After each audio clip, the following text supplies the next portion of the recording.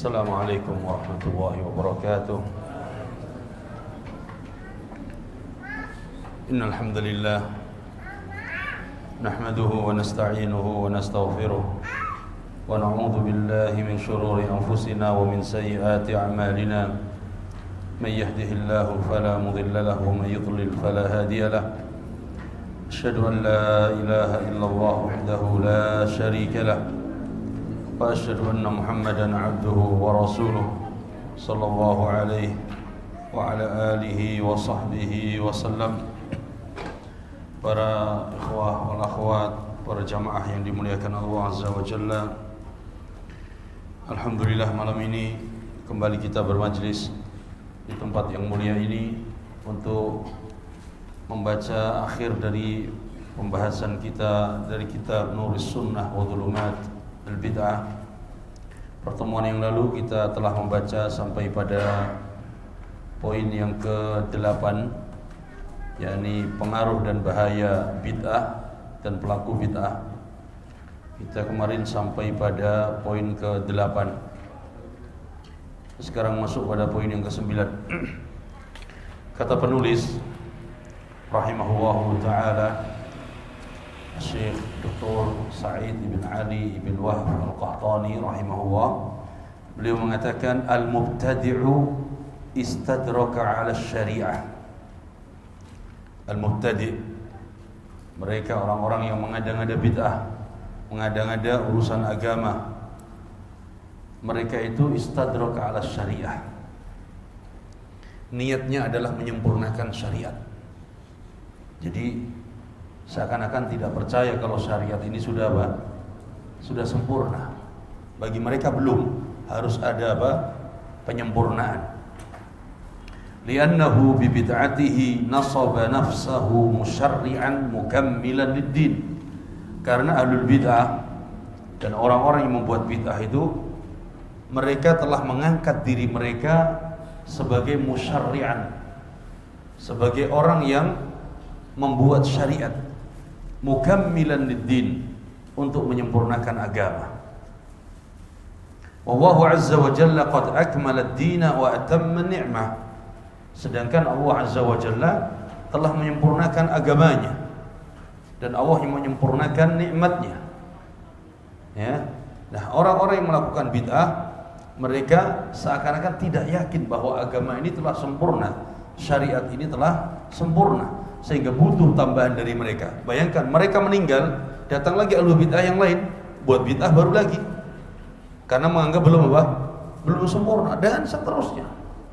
Dan seterusnya. Berarti agama ini tidak sempurna, butuh orang-orang yang menyempurnakan. Nah, ini yang dilakukan oleh ahlul bid'ah. Allah Ta'ala firmankan, qala subhanahu wa ta'ala, Allah subhanahu wa ta'ala firmankan, al-yawma akmaltu lakum dinakum wa atmamtu alaikum ni'mati wa raditu lakumul islam madinah.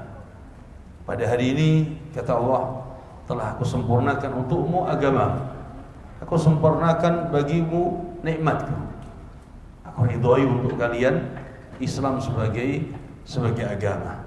Ayat ini ayat yang harus kita hafal, ayat yang harus kita pegang kuat-kuat, karena di dalam ayat ini adalah bantahan kepada orang-orang kafir, bantahan kepada orang-orang liberal, taib, dan yang ketiga bantahan kepada ahlul bid'ah. Bantahan kepada orang kafir karena mereka menganggap agama mereka lah yang hak. Kita bantah bahwa Allah mengatakan wa raditu lakumul islama madinah. Allah ridho Islam sebagai agama, yang lain tidak diridhoi oleh Allah. Ini bantahan kepada orang-orang kafir. Dan ini juga bantahan kepada orang-orang liberal yang mereka menganggap bahwa semua agama apa? Sama. Kalau semuanya agama sama, maka Allah akan menyebutkan di sini al-Yahud, an-Nasara dan yang lainnya. Dan ini juga bantahan kepada siapa? Orang-orang ahli bid'ah yang mereka menganggap bahwa agama ini belum sempurna. Padahal Allah katakan al-yawma akmaltu lakum dinakum. Hari ini aku sempurnakan untuk kalian agama ini. Ya. Wa bayyana subhanahu annahu bayyana fil Qur'anil Karim kull syai'in. Allah Subhanahu wa taala telah menjelaskan segala perkara agama ini di dalam Al-Quran. Tidak ada yang tertinggal, tidak ada yang kurang. Allah telah jelaskan semuanya. Perkara syariat, perkara hukum, perkara amalan, ibadah, telah Allah jelaskan. Dan ini yang Allah firmankan, qala azza wa jalla, Allah firmankan, wa nazzalna 'alaikal kitaba tibyanan likulli syai'. Dan sungguh kami telah turunkan kepadamu wahai Nabi Alkitab, yakni Al-Quran, tibyanan likulli syai', penjelas untuk segala sesuatu, ya, wahudan, dan sebagai petunjuk, warahmah, rahmat, wa busyra lil muslimin, dan kabar gembira bagi kaum muslimin. Maka Al-Quran diturunkan oleh Allah membawa penjelasan syariat terkait dengan agama. Adapun perkara dunia, ya, di luar urusan syariat selama tidak menyelisih syariat. Maka Al-Quran turun sebagai penjelas syariat, Al-Quran turun sebagai petunjuk, Al-Quran turun sebagai rahmat, Al-Quran turun sebagai kabar gembira bagi kaum muslimin, mereka yang beriman terhadap Al-Quran. Maka bahaya orang yang melakukan bid'ah dan para pencetus-pencetus bid'ah ini, mereka menganggap syariat ini butuh untuk disempurnakan lagi, sehingga datangnya mereka adalah istidrak untuk menyempurnakan. Dari mana mereka?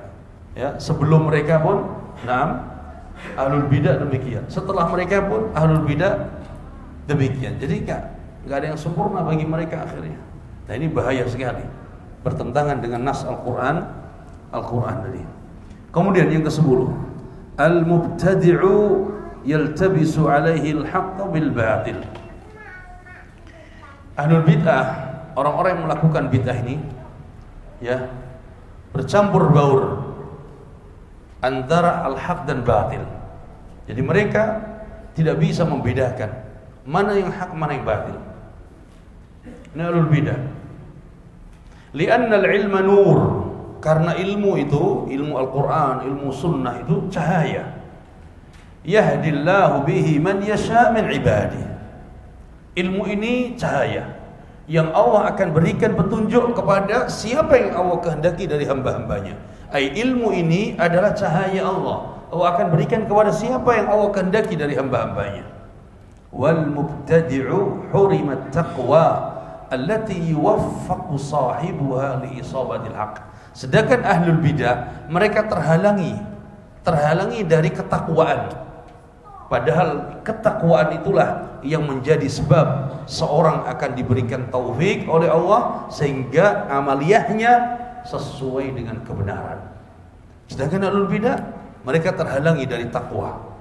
Jadi takwa tidak sekedar orang rajin sholat, tidak sekedar orang rajin puasa, tidak sekedar orang melakukan amaliyah secara zahir, tidak. Tapi isobatil haq apa tidak? Sesuai dengan kebenaran apa tidak? Ini yang paling penting. Sehingga ahlul bidah, mereka kontradiksi, tercampur baur, tidak karuan antara hak dan batil. Qala Allah Ta'ala, sebagaimana firman Allah Ta'ala, ya ayyuhalladzina amanu, wahai orang-orang yang beriman, in tattaqullaha yaj'al lakum furqana. Wahai orang yang beriman, jika kalian bertakwa kepada Allah, maka Allah berikan kepada kalian furqan. Allah jadikan untuk kalian furqan, pembeda untuk membedakan mana hak yang mana yang batil, ya, mana hak mana yang batil. Wa yukaffir ankum sayyi'atikum, dan Allah akan hapuskan untuk kalian kesalahan-kesalahan kalian. Wa yaghfir lakum, dan Allah ampuni dosa-dosa kalian.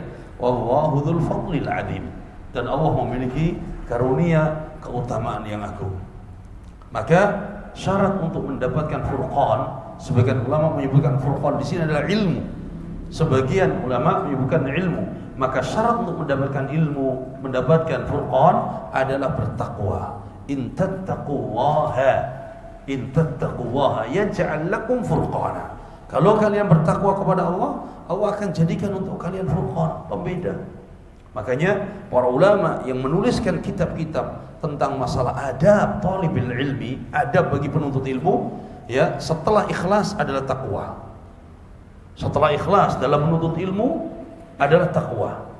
Dan ini menjadi pondasi sehingga Allah berikan dia ilmu, Allah berikan dia cahaya, Allah berikan hidayah, Allah berikan petunjuk kepada dia karena sebab ketakwaan dia kepada Allah Tabaraka wa Ta'ala. Adapun ahlul bidah tidak bisa membedakan mana hak mana yang batil disebabkan mereka terhalangi untuk takwa tadi. Karena ibadah mereka tidak sesuai dengan al-haq tadi, ya. Kemudian yang ke-11, al-mubtadi'u yahmilu ithmahu wa ithma man tabi'ah. Ahlul bid'ah dan juga pencetus-pencetus bid'ah ini, mereka akan menanggung dosanya sendiri dan dosa orang-orang yang mencontoh dia, yang mengikuti dia. Terutama dai-dainya, terutama tokoh-tokohnya, terutama yang mencetuskan bid'ahnya. Maka dia akan membawa bid'ah yang dia lakukan, kemudian bid'ah orang-orang yang mengikuti dia. Ya. Fa Nabi Hurairah radhiyallahu anhu anna Rasulullah sallallahu alaihi wasallam qala. Dari Abi Hurairah radhiyallahu taala anhu bahwa Rasulullah sallallahu alaihi wasallam bersabda, "Man da'a ila hudan kana lahu minal ajri mithlu ujuri man tabi'ah." Barang siapa yang menyeru, mengajak kepada petunjuk, kepada al-haq, kepada kebaikan, kepada sunnah, ya, kana lahu minal ajri, maka baginya adalah pahala. Bagi dia akan mendapatkan pahala karena dia mengajak orang kepada kebaikan. Mithlu ujuri man tabi'ah la yanqusu dzalika min ujurihim syai'a. Dia akan mendapatkan pahala dan dia akan mendapatkan pahala dengan orang yang mengikuti ajakan dia kepada kebaikan. Dan pahala ini tidak diambil dari orang tersebut, tapi sudah disiapkan oleh Allah. Orang yang mengerjakan tetap dapat pahala, orang yang mengikutinya dapat pahala, dan orang yang mengajak tadi, maka dia dapat pahala yang sudah disiapkan oleh Allah. Jadi pahalanya double, pahala dia mengerjakan, pahala dia mendakwahkan, ya, pahala karena banyak orang yang mengikuti dia, mengikuti ajaran yang dia bawa, kebaikan-kebaikan yang dia tunjukkan. Dan ini motivasi bagi kita semuanya agar kita berusaha menjadi orang yang membuka pintu kebaikan, mengajarkan kebaikan, sehingga kita mendapatkan pahala. Pahala kita menyampaikan kebaikan, pahala orang-orang yang ikut serta di dalam mengamalkan kebaikan. Wa man da'a ila dhalalah, sebaliknya, siapa yang mengajak, menyeru kepada kesesatan, kepada bid'ah, kepada maksiat, kepada kesyirikan, kekufuran, waliyadzubillah, kana 'alaihi minal itsmi. Dia akan mendapatkan dosa karena dia mengajak kepada keburukan. Mithla athami man tabi'ah la yanqusu dzalika min athamihim syai'a. Dia akan mendapatkan dosa yang dia lakukan, ya, dia akan mendapatkan dosa dengan banyaknya orang yang mengikuti dakwah dia, dengan banyaknya orang yang mengikuti bid'ah-bid'ah dia. Sehingga ketika Ahlus Sunnah mengingatkan dan memperingatkan pelaku-pelaku bid'ah, kemudian tokoh-tokoh bid'ah, itu bukti rahmatnya ahli sunnah kepada mereka, kasih sayangnya ahli sunnah kepada mereka. Karena kita inginkan berhenti di situ, orang lain tidak lagi mengamalkan bid'ah dia, ya, sehingga ketika dia meninggal, dia tidak lagi dosa-dosa itu mengalir kepada dia, ya. Tapi lihat, ketika mereka siang malam mendakwahkan bid'ah melalui tulisan, melalui lisan, siang malam mengajak kepada kesesatan, ketika dia meninggal, apa yang dia tinggalkan? Dia tinggalkan kesesatannya. Orang lain terus mengamalkannya setelah dia meninggal. Dia meninggal yang harusnya mendapatkan pahala, harusnya mendapatkan nikmat, sebaliknya. Semakin banyak orang melakukan bid'ah, semakin banyak dosa yang akan mengalir kepadanya. Nah, ini bukti rahmatnya ahli sunnah kepada umat, terutama kepada dai-dai bid'ah, agar mereka berhenti dan mereka tidak lagi meninggalkan bid'ah-bid'ah di tengah-tengah masyarakat. Maka mereka bertanggung jawab terhadap dosa-dosa yang diikuti oleh pengikutnya tadi. Kemudian selanjutnya ke-12, al-bid'atu tudkhilu sahibaha fil la'nah. Bid'ah itu dapat memasukkan pelakunya kepada laknat. Artinya bid'ah itu menyebabkan laknat bagi pelakunya. Orang yang melakukan bid'ah berhak mendapatkan laknat. Orang yang melakukan bid'ah, mengajak kepada bid'ah, na'am, dia berhak mendapatkan laknat. Fafil hadis alladhi rawahu Anas, dalam hadis yang diriwayatkan dari sahabat Anas bin Malik dari Nabi sallallahu alaihi wasallam, dari Nabi sallallahu alaihi wasallam, annahu qala fi man ahdatha fil Madinah. Hadis ini, na'am, Nabi sabdakan bagi mereka yang membuat bid'ah di Madinah. Tetapi hadis ini pun umum. Baik, Bahkan di luar Madinah pun masuk dalam hadis ini. Man ahdatha fiha hadathan. Siapa yang melakukan bid'ah-bid'ah di kota Madinah, au awa muhdithan, atau siapa yang menjadi melindungi, pelindung ahli bid'ah, tayyib, menguatkan ahli bid'ah, tayyib, fa alaihi la'natullah, maka baginya adalah laknat Allah, wal malaikah, dan laknatnya para malaikat, wan nasi ajma'in, dan laknatnya manusia seluruhnya. La yaqbalullahu minhu sarfan wala adla. Allah tidak menerima darinya yang wajib maupun yang sunnah. Artinya mereka orang-orang yang melakukan bid'ah, mereka orang-orang yang membela bid'ah, mereka yang menguatkan bid'ah, melindungi pelaku bid'ah, berhak mendapatkan laknat Allah tabaraka wa ta'ala, laknatnya para malaikat, laknatnya manusia. Wa qala al-Imam Syatibi rahimahullah, Imam Syatibi beliau mengomentari hadis ini, hadzal hadis fi siyaqil umum. Hadis ini adalah umum. Umumnya bagaimana? Yashmalu kull hadatsin ahdatha fiha mimma yunafi asy-syar'a wal bid'ah min aqbahil hadath. Hadis ini konteksnya umum. Apa saja yang diada-adakan dari hal-hal yang menyelisih syariat, bertentangan dengan syariat, ya, maka itu terlaknat. Terlebih ini adalah bid'ah, dan bid'ah itu akbahul hadath, perkara baru yang paling buruk. Seperti kemarin kita sebutkan bahwa bid'ah itu lebih dicintai siapa? Iblis. Ya, lebih dicintai iblis karena bid'ah, pelaku bid'ah susah untuk bertobat, sedangkan pelaku maksiat mudah untuk bertobat, ya, berbeda dengan pelaku bid'ah tadi. Maka orang yang melakukan bid'ah dia akan mendapatkan laknat, terlebih mereka yang melindungi, kemudian mereka yang membela bid'ah dan pelaku bid'ah, mereka berhak mendapatkan laknat waliyadzubillah. Dan laknat ini adalah apa? Dijauhkan dari rahmat Allah, dijauhkan dari rahmat Allah. Kemudian laknat ini adalah bukti dosa besar, bahwa mereka yang membela bid'ah, mereka yang melakukan bid'ah, mereka terjatuh dalam dosa besar.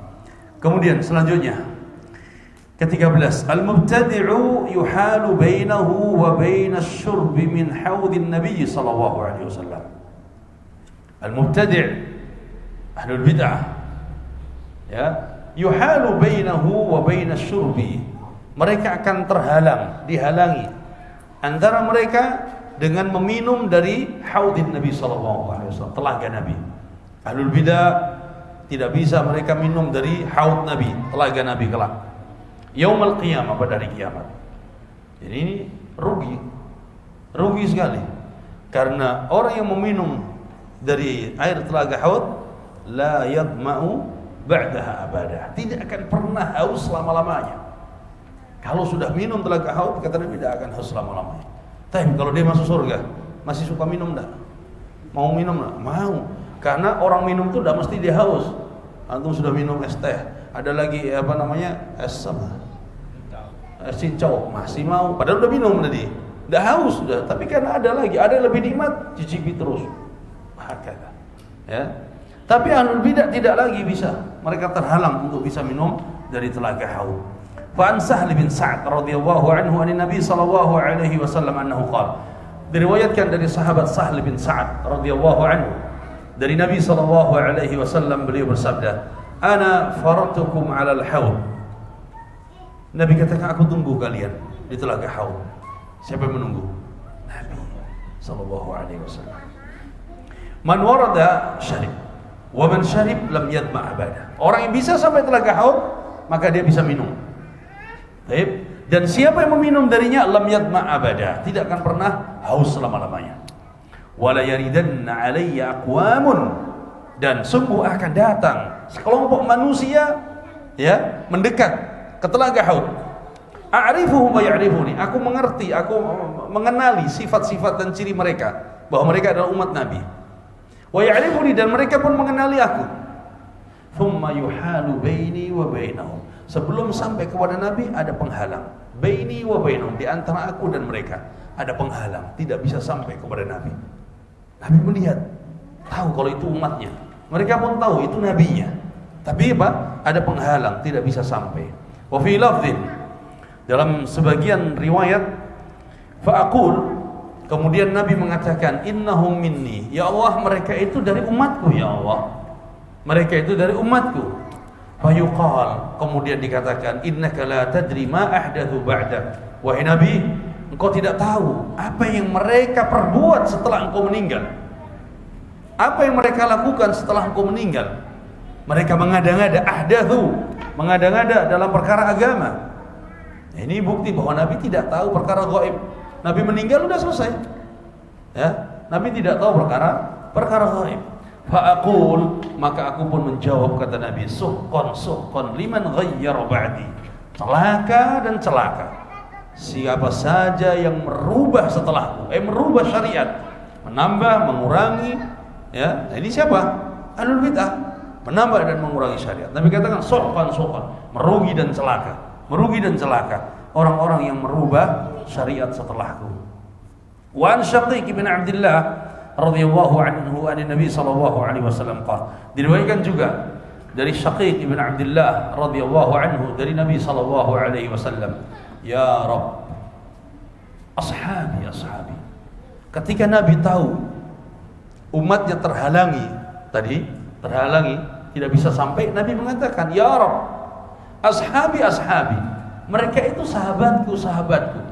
Ingat, lafaz ini dijadikan hujjah oleh kaum Syiah Rafidhah untuk mengkafirkan para sahabat dan untuk mengatakan bahwa para sahabat merubah syariat setelah meninggalnya Nabi. Karena Nabi mengatakan ashabi. Padahal yang dimaksud ashabi adalah maksudnya ummati. Kalau sahabat jelas nasnya bahwa mereka jaminannya surga. Tapi yang dimaksud dengan ashabi di sini adalah umatku ya Allah. Ya. Fayuqal, kemudian dikatakan, innaka la tadri ma ahdatsu ba'dak. Wahai Nabi, engkau tidak tahu apa yang mereka perbuat setelah meninggalmu, wahai Nabi. Artinya umat ini sepeninggal engkau, mereka tidak melakukan hal-hal yang menyimpang. Kalau sahabat sepakat umat ahli sunnah, tidak ada yang membuat bid'ah satupun dari sahabat. Ya. Dan munculnya bid'ah itu bukan dari sahabat. Kalau di zaman Nabi, ada bibit bid'ah khawarij, maka itu adalah Dzul Khuwaisirah, seorang munafik. Kemudian munculnya khawarij di zaman Utsman bin Affan adalah bukan dari sahabat, tapi dari Yahudi, Abdullah bin Sabal Yahudi.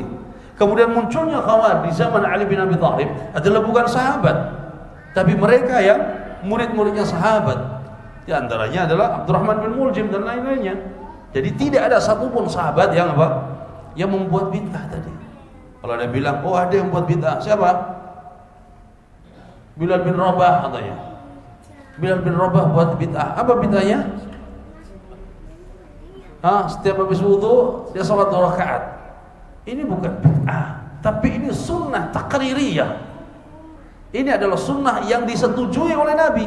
Karena ketika Nabi masih hidup, para sahabat melakukan apa saja, kalau itu sesuai syariat maka tidak diingkari oleh Nabi, dan itu disetujui oleh Nabi. Tapi kalau sampai sahabat melakukan sesuatu yang menyelisih syariat, pasti akan ditegur oleh Nabi. Baik itu sahabat ada di hadapan Nabi atau sahabat pada satu safar melakukan hal-hal yang menyimpang, maka baliknya ke Madinah akan ada berita bahwa si fulan melakukan demikian. Nabi ingkari. Contoh sahabat ketika safar, kemudian dia junub, tidak ada air. Apa yang dilakukan? Tayamum. Ada lagi tayamumnya bagaimana?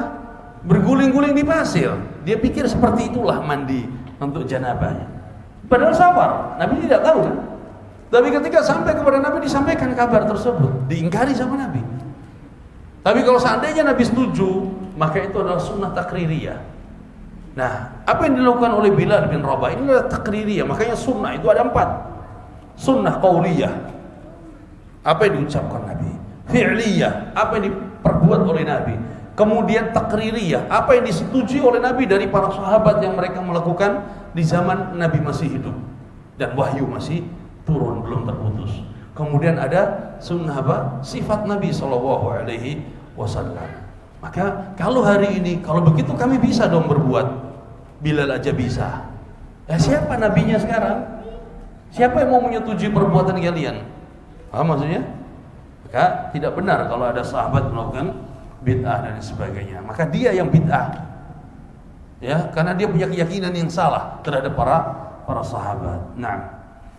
Wa Asma binti Abi Bakr radhiyallahu anhu, ani Nabi sallallahu alaihi wasallam, dari Asma binti Abi Bakr radhiyallahu anhuma, dari Nabi sallallahu alaihi wasallam, qala, beliau bersabda, inni 'alal haud, aku berdiri di atas al-haud, ya, hatta anzura man yaridu alayya minkum, kata Nabi, aku akan berdiri menunggu di telaga haud. Kemudian aku akan melihat siapa di antara kalian yang bisa sampai kepada telaga haud. Fasayukhadhu nasun min duni, kemudian sebagian manusia mereka terhalang dariku, tidak bisa sampai. Fa'aqul, maka aku mengatakan, ya Rabb, minni wa min ummati, mereka itu dari golonganku, dari umatku ya Rabb. Fayuqal, hal sya'arta ma 'amilu ba'dak, wahai Nabi, apakah engkau merasa apa yang mereka perbuat sepeninggalmu wahai Nabi? Wallahi ma barihu yarji'una ala aqabihim, mereka telah membuat perubahan sepeninggalmu, setelah Nabi tidak ada, ya. Dan ini sya'nu ahli bidah, mereka merubah apa yang dibawa oleh Nabi sallallahu alaihi wasallam, sehingga terhalangi mereka untuk sampai kepada telaga Haud. Dan hadis-hadis telaga Haud ini sangat banyak sekali, hadis-hadisnya sahih dalam Sahih Bukhari, Sahih Muslim, hadis-hadisnya sangat banyak sekali, ya. Fakana Ibnu Abi Mulaikah yaqul, Ibnu Abi Mulaikah rahimahullah, beliau mengatakan, Allahumma inna na'udzubika an narji'a ala aqabina wa an naftina fi dinina, ya Allah, aku berlindung kepadamu dari kembali ke belakang. Maksudnya apa? Tidak mengikuti ajaran Nabi, berbalik sepeninggal Nabi, kemudian dia melawan ajaran Nabi. Dan aku berlindung kepadamu dari fitnah-fitnah di dalam agama. Artinya berlindung dari yang tadinya istiqamah pada saat hidupnya Nabi, ada istiqamah di awal, kemudian berlindung dari hal-hal yang menyimpang, akhirnya berbalik arah. Tadinya dia kenal sunnah, berbalik arah, kemudian dia menjauh dari sunnah, kemudian lebih banyak dan mendekat kepada bid'ah. Dan kita berlindung dari itu semuanya. Kemudian para ulama menyebutkan siapa di antara mereka yang terhalangi untuk minum ke telaga Haud. Disebutkan para ulama seperti Al-Imam Ibn Abdul Bar, Imam Nawawi dan yang lainnya, mereka adalah ahlul bidah. Di antaranya seperti kaum Syiah Rafidhah, kaum Al-Khawarij, kemudian mereka-mereka yang membuat perubahan di dalam agama, ya. Meskipun tidak disebut kelompoknya, tapi mereka membuat perubahan dalam agama, mereka masuk dalam ancaman hadis tersebut. Kemudian al-mubtadi'u yang ke-14, al-mubtadi'u mu'ridun an dzikrillah. Ahlul bid'ah itu mereka berpaling dari berzikir kepada Allah. Padahal zahirnya ahlul bid'ah ahli apa? Ahli zikir. Tapi kata ulama, ahlul bid'ah itu mereka berpaling dari berzikir kepada Allah. Kenapa? Lianna Allah azza wa jalla syara'a lana adhkaran wa da'watin fi kitabih. Karena Allah tabaraka wa ta'ala telah mensyariatkan untuk kita zikir-zikir, doa-doa. Di mana? Fi kitabih, di dalam Al-Quran, dalam kitabnya. Wa ala lisani rasulih Muhammadin sallallahu alaihi wasallam. Dan juga doa-doa dan zikir-zikir di dalam apa? Hadis-hadis Nabi sallallahu alaihi wasallam. Makanya doa dan zikir ada di dalam hadis Nabi sallallahu alaihi wasallam, ada di dalam ayat tadi. Ka'adhkari adbari salawat. Seperti zikir-zikir, setelah salat. Wa adhkari sabah wal masa, zikir-zikir di waktu pagi dan petang. Wa adhkari naum wal istiqad min, doa, zikir sebelum tidur dan bangun dari tidur.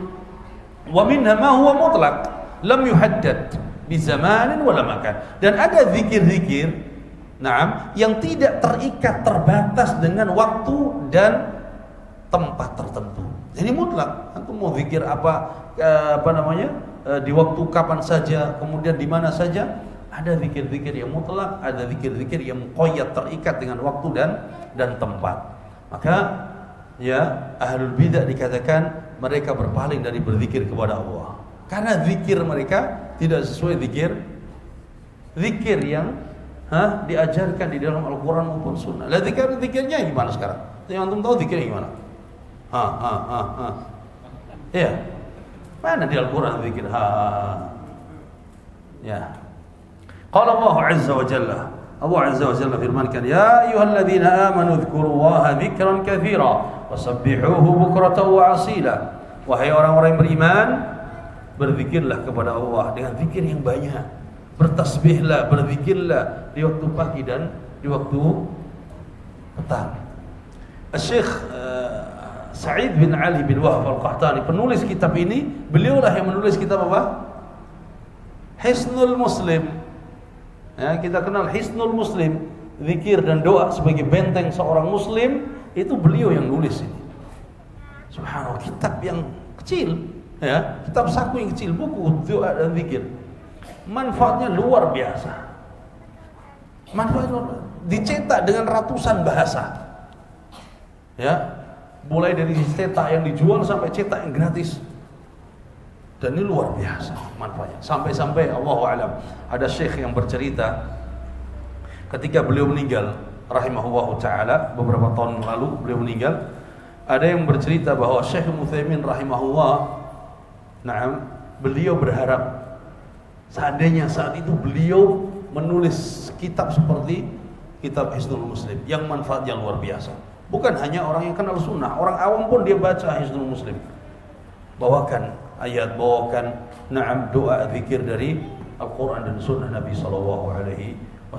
Kalau mau yang singkat, dalam Hisnul Muslim doa dan zikir, insyaAllah bisa dibaca, bisa dipelajari.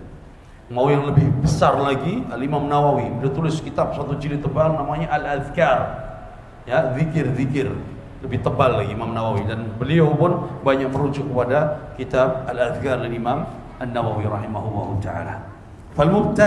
Falmubtadi'ah mu'ridun an hadhihi al-adhkar. Ahlul bidah mereka berpaling dari zikir-zikir ini. Zikir-zikir yang ada nasnya. Imma bin shighalihim bibid'ihim, karena mereka disibukkan dengan bid'ah-bid'ah mereka sendiri. Ya, waftitanihim biha. Mereka terfitnah dengan zikir buatan guru mereka. Karena tarekat sufi, setiap guru dia punya apa? Wirid, dia punya zikir masing-masing. Ya, kalau seandainya si fulan punya tarekat apa, nanti syekhnya dia akan tulis zikir-zikir doa tadi. Nah, kemudian nanti dinisbatkan kepada syekhnya. Nanti sini lagi dia punya zikir sendiri, dia punya zikir sendiri, punya zikir sendiri. Dan zikir-zikir itu kebanyakan tidak apa? Tidak ada riwayatnya. Ya, buatan-buatan. Sama, nanti tarekat ini dia punya sholawat tertentu. Ini punya sholawat sendiri, ini punya sholawat sendiri. Dan sholawat yang diajarkan Nabi kemana? Ya, sampai ada sholatun apa? Nah, banyak sholawat-sholawatan. Ya. Wa imma bistibdalil adhkaril masyru'ah bi adhkar bid'iyah. Dan kadang zikir-zikir yang disyariatkan itu diganti dengan zikir-zikir bid'ah. Istaghnau biha amma syara'a Allah wa Rasuluhu sallallahu alaihi wasallam. Mereka tidak butuh dengan apa yang disyariatkan Allah dan Rasulnya dari zikir-zikir. Fa'a'radu biha an dzikrillah ta'ala. Sehingga mereka berpaling dari berzikir kepada Allah tabaraka wa ta'ala. Padahal kalau kita lihat, masya Allah, ahlu zikir mereka. Ahlu zikir. Ya, baca la ilaha illallah berapa kali? 1000 kali. Baca 1000 kali. Tapi bacanya benar enggak? Terakhir tinggal ya, kemudian baca lagi apa selawat sekian ribu kali, tapi enggak karuan. Maka ibadah itu bukan melihat jumlahnya yang banyak, tapi lihat sesuai tidak dengan syariat. Ya, sesuai tidak dengan syariat. Padahal zikir la ilaha illallah zikir yang paling mulia, zikir yang paling utama. Tapi kalau tidak sesuai bacaannya, maka tertolak sia-sia. Satu kali kita baca la ilaha illallah, meninggal, plek, surga tidak? Surga jaminannya. Ya, la ilaha illallah. Ini adalah cabang keimanan yang paling apa? Paling tinggi. Tapi kalau bacanya enggak benar, enggak jadi keimanan paling tinggi, paling rendah dia. Karena apa? Yang dia lakukan adalah bid'ah. Sedangkan bid'ah menyebabkan iman turun. Wah, ya. Kemudian ke-15. Al-mubtadi'ah yaktumuna al-haqqa wa yukhfunahu 'ala atba'ih. Ahlul bid'ah ini mereka menyembunyikan kebenaran. Mereka menyembunyikan kebenaran dari pengikutnya. Biasanya tokoh-tokoh bid'ah, dia tahu al-haq, tapi dia sembunyikan dari pengikutnya, dia sembunyikan dari umatnya. Ya, ada apa? Ada sesuatu di balik itu. Mereka sudah belajar, mereka juga membaca di Al-Quran, mereka membaca di hadis-hadis Nabi, bahwa ini amalan yang diajarkan Nabi. Kenapa malah ditinggalkan, kemudian diambil amalan yang tidak ada contohnya? Hadisnya sahih, kenapa ditinggalkan, malah buat dari hadis-hadis palsu? Paham ya? Disembunyikan kebenaran, disembunyikan dari pengikutnya. Mereka tahu dan mereka belajar itu. Wa qad tawa'ada Allahu haula wa amthalahum bil la'nah. Dan mereka ini ya dijanjikan oleh Allah, diancam oleh Allah dengan laknat. Mereka dan semisalnya yang menyembunyikan kebenaran, mereka tidak mau nampakkan kepada pengikutnya ya kebenaran tersebut, maka mereka berhak mendapatkan laknat. Qala Allah azza wa jalla, wa firmankan, innal ladzina yaktumuna ma anzalna minal bayyinati wal huda.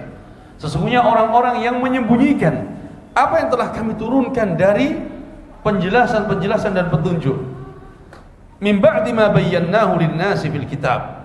Ya, setelah dijelaskan kepada manusia di dalam Alkitab, ulaika yal'anuhumullah wa yal'anuhumul la'inun. Mereka itu berhak mendapatkan laknat Allah dan laknatnya orang-orang yang melaknat. Allah turunkan Al-Quran, penjelasan untuk manusia, kemudian mereka tahu isi Al-Quran, mereka pelajari itu semuanya, tapi mereka tidak jelaskan kepada manusia, tapi mereka sembunyikan, maka mereka berhak mendapatkan laknat Allah dan laknatnya orang-orang yang melaknat. Terlaknat mereka, ya. Bahkan orang yang punya ilmu, dia ditanya dan harusnya dia menjawab pertanyaan tersebut, karena dibutuhkan, dia sembunyikan. Ini juga terlaknat, dosa besar, dan Allah siapkan besi di neraka nanti untuk mereka-mereka yang menyembunyikan ilmu tersebut. Maka ini berat sekali. Ya, kita jumpai beberapa orang belajar, dia tahu belajar. Ini hak, ini batil, ini sunnah, ini bid'ah, dia tahu. Kenapa yang tidak jelasin? Nanti kalau anda jelasin, orang kabur dari anak. Nanti kalau anda jelasin, anak enggak. Wah, Ustaz. Sahih. Memang berat, ya. Memang berat. Sehingga seperti halnya orang enggak belajar, padahal dia tahu. Balik seperti orang enggak belajar dia, padahal dia tahu. Ya. Kemudian bahkan mereka sendiri mengaku, kami belajar di dapurnya Wahabi. Berarti kan sudah tahu sebenarnya. Tapi mereka tidak mau menjelaskan seperti itu. Kemudian 16. Amalul mubtadi' yunaffiru 'anil Islam. Perbuatan-perbuatan ahlul bid'ah itu bisa menjadikan orang lari dari Islam. Sudah azan belum? Belum ya. Amalul mubtadi' yunaffiru 'anil Islam. Amalan perbuatan ahlul bid'ah itu bisa menjadikan orang lari dari Islam. Kenapa? Fa idza 'amila bi khurafatin. Ya. Kalau mereka melakukan amalan-amalan khurafat bid'atuhu sabbaba dzalika sukhriyati a'da'il Islam bid-dinil Islam. Khurafat, perbuatan yang tidak dicontohkan Nabi, kemudian mereka lakukan tadi, bisa menjadikan sebab musuh-musuh Islam itu sukhriyah, mentertawakan Islam, mengolok-olok Islam, ya, mengejek Islam karena sebuah perbuatan mereka tadi. Wa huwa min hadhil bid'ah bari. Padahal Islam berlepas diri dari perbuatan mereka ini. Sekarang yang berzikir menggunakan alat musik orang kafir. Sebagian umat Islam berzikir menggunakan alat musik. Orang kafir tertawa. Ini agama kami. Kenapa kalian ikut pula agama kami? Ya, belum lagi yang berbau-berbau bid'ah-bid'ah, khurafat yang dilakukan oleh ahlul bidah menjadi tertawaan mereka. Katanya Islam agama yang bersih, katanya Islam agama yang sempurna, Islam agama yang rasional. Kenapa orang yang seperti ini dijadikan sebagai contoh? Padahal ya mereka sendiri tidak bisa mempraktekkan keislamannya dan sebagainya. Akhirnya menjadi bahan sukhriyah, ejekan, cemoohan, cacian, dan bahan guyonan oleh musuh-musuh Islam, ya. Allahu a'lam. Fadhal azan dulu. Baik, kita melanjutkan. Kemudian penulis rahimahullah mengatakan poin yang ke-17, al-mubtadi'u yufarriqul ummah. Ahlul bidah itulah yang memecah belah umat.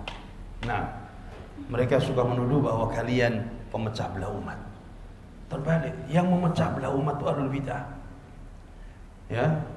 Karena kalau kita mau berpegang kepada Al-Quran dan Sunnah, kepada agama yang murni, maka kita bersatu. Nah, siapa yang keluar dari agama yang murni, ya, kemudian banyak mengamalkan bid'ah-bid'ah, itulah yang akhirnya mereka memecah belah. Fa innahu bi bid'atihi yufarriqu huwa wa atba'ahul muslimin. Karena sebab bid'ahnya itulah dia memecah belah umat dan kaum muslimin. Ya. Karena yang mereka ajak orang untuk mengikuti bid'ahnya. Orang ajak untuk mengikuti pendapatnya. Orang diajak untuk mengikuti organisasinya, mengikuti tarikatnya. Baik. Kenapa tidak diajak kepada Al-Quran dan Sunnah? Diajak kepada ajaran yang hak. Nah, fayujadu bisababi dzalika ahzaban wa syi'an mutafarriqah. Sehingga kita dapati mereka berpecah, akhirnya itu menjadi sebab bergolong-golong, berkelompok-kelompoknya mereka berpecah belah. Ya, qala Allah azza wa jalla. Allah azza wa jalla firmankan, innal ladzina farraqu dinahum wa kanu syi'a. Sesungguhnya orang-orang yang memecah belah dalam agama, wa kanu syi'a, dan mereka bergolong-golong, lasta minhum fi syai'. Tidak ada tanggung jawab bagimu wahai Nabi. Selesai sudah. Karena Nabi sudah sampaikan ayatnya agar bersatu, sampaikan hadisnya agar mereka kembali kepada agama, bersatu di atas agama. Kemudian mereka tetap berpecah belah, maka tidak ada tanggung jawab di hadapan Allah. Innama amruhum ilallah, sesungguhnya urusan mereka kembali kepada Allah nanti. Thumma yunabbi'uhum bima kanu yaf'alun. Kemudian dia Allah akan memberitakan kepada mereka atas perbuatan mereka tersebut. Jadi Nabi sudah selesai. Wa ma 'alal rasul illa al-balagh. Tidak ada kewajiban bagi Rasul kecuali hanya menyampaikan. Nabi sudah sampaikan, Nabi peringatkan. Ya. Kemudian mereka tetap berpecah belah, mereka yang bertanggung jawab di hadapan Allah Tabaraka wa Ta'ala. Dulu para sahabat bersatu karena mereka mau berpegang kepada Al-Quran dan Sunnah, mau berpegang kepada agama yang dibawa oleh Nabi. Tapi tatkala muncul mereka-mereka yang sudah menyimpang dari ajaran yang dibawa oleh Nabi, maka akhirnya muncullah firqah-firqah dan perpecahan di mana-mana. Maka ahlul bid'ah lah yang memecah belah umat. Ahlul bid'ah lah yang akhirnya mereka keluar dari ajaran Rasulullah sallallahu alaihi wasallam. Kemudian ke-18, al-mubtadi'u al-mujahiru bi bid'atihi tajuzu ghibatu. Ini penting. Ya. Al-mubtadi' al-mujahir bi bid'atihi. Ahlul bid'ah, terlebih tokoh-tokohnya, dai-dainya yang mereka mujahir bi bid'atihi. Mereka terang-terangan melakukan bid'ahnya, terang-terangan mengajak umat kepada bid'ahnya, menyeru umat kepada bid'ahnya. Tajuzu ghibatuhu, boleh untuk digibahi. Boleh untuk digibahi boleh. Litahdhiril ummah min bid'atihi, untuk memperingatkan umat dari bahaya bid'ahnya. Ya. Ini ada seorang tokoh menyeru kepada bid'ah, dakwanya dakwah bid'ah, menyeru kepada bid'ah. Boleh kita bicarakan. Ya, boleh kita sampaikan kepada umat agar tidak mengikuti bid'ahnya. Baik dengan tulisan dia mengajak kepada bid'ah, dengan lisan dia mengajak kepada bid'ah, maka boleh kita ingatkan umat agar menjauhinya, agar tidak terjatuh ke dalam bid'ahnya. Wala syakka anna man adhara bid'atahu, dan tidak dilakukan bahwa orang yang menampakkan bid'ahnya fahuwa asyaddu khataran mimman adhara fisqah. Tidak diragukan bahwa mereka lebih berbahaya daripada orang yang menampakkan kefasikannya, kemaksiatannya. Ya, orang yang menampakkan bid'ah, ya, mereka menganggap ini ibadah, bukan? Masya Allah, biayanya lebih gede daripada biaya maksiat. Biasanya kalau orang maksiat jama'i, bukan ibadah jama'i, maksiat berjamaah itu paling sekelompok manusia, nggak banyak jumlahnya. Tapi kalau sudah bid'ah ini, biasanya jumlahnya bukan 100-200, ribuan mereka, dan biaya besar. Mereka menampakkan dan bangga dengan itu, sehingga itu lebih berbahaya daripada kemaksiatan, kefasikan. Wal ghibatu muharramatun bil kitab was sunnah. Naam, hukum asal ghibah itu haram. Berdasarkan Al-Qur'an dan Sunnah haram hukum asalnya. Walakin tubahu bi gharadin syar'i. Tetapi dibolehkan, ada pengecualian, dibolehkan karena tujuannya syar'i. Tujuannya dibenarkan oleh syariat. Li sittati asbabin. Ya, karena 6 sebab. Ghibah itu dibolehkan karena 6 sebab. Dan ini dinyatakan oleh Al-Imam An-Nawawi di dalam kitabnya Riyadhus Shalihin atau dalam kitabnya Syarah Sahih Muslim juga disebutkan oleh Imam Nawawi dan para ulama yang lainnya. Ya, padahal mereka Ahlul Bidah ini banyak menisbahkan diri kepada Imam Nawawi. Imam Nawawi mengatakan ya, bolehnya menghibahi, membicarakan 6 golongan, 6 manusia atau 6 sebab. Ya.